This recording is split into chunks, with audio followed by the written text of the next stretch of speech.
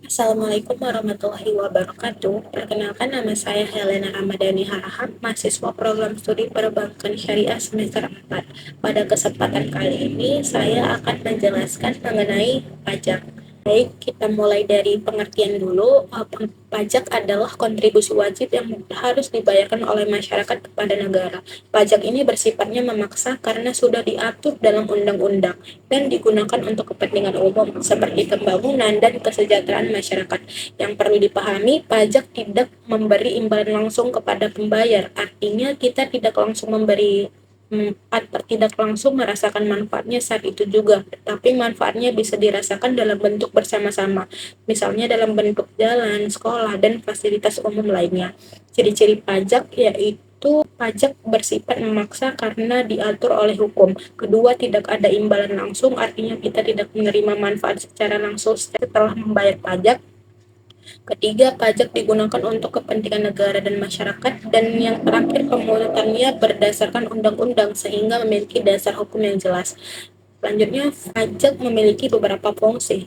Yang pertama adalah fungsi budgeter, yaitu sebagai sumber utama pendapatan negara untuk membiayai berbagai kebutuhan. Yang kedua adalah fungsi regulan, yaitu sebagai alat untuk mengatur perekonomian. Misalnya pemerintah bisa menaikkan pajak untuk mengurangi konsumsi atau menurunkan pajak untuk mendorong ekonomi. Yang ketiga adalah fungsi stabilisasi, yaitu menjaga kestabilan ekonomi seperti mengendalikan inflasi. Dan yang keempat adalah fungsi redistribusi pendapatan, yaitu membantu pemerataan kesejahteraan dengan cara menyalurkan dana pajak kepada masyarakat yang membutuhkan. Nah, pajak itu dibagi menjadi beberapa jenis. Berdasarkan sifatnya ada pajak langsung dan tidak langsung. Kalau pajak langsung adalah pajak yang dibayarkan sendiri oleh wajib pajak seperti pajak penghasilan. Sedangkan pajak tidak langsung adalah pajak yang dibebankan melalui pihak lain seperti PPN saat membeli barang.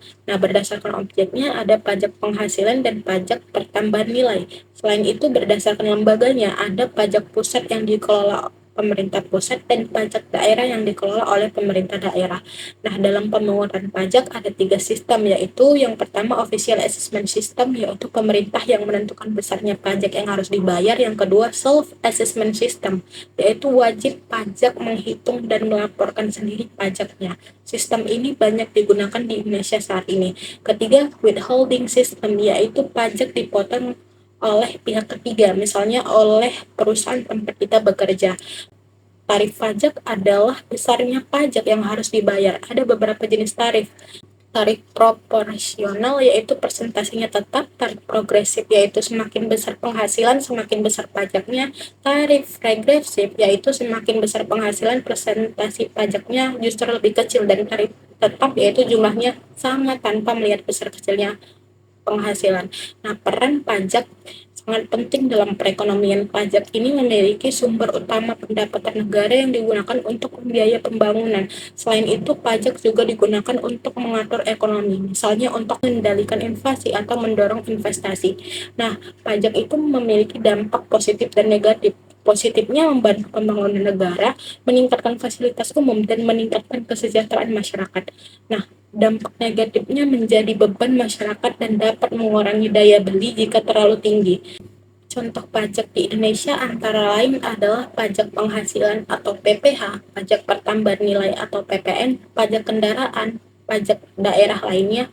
Nah, semua pajak ini digunakan untuk membiayai kebutuhan negara. Nah, itulah terkait materi mengenai pajak. Terima kasih dari saya, semoga bermanfaat untuk kita semua. Wassalamualaikum warahmatullahi wabarakatuh.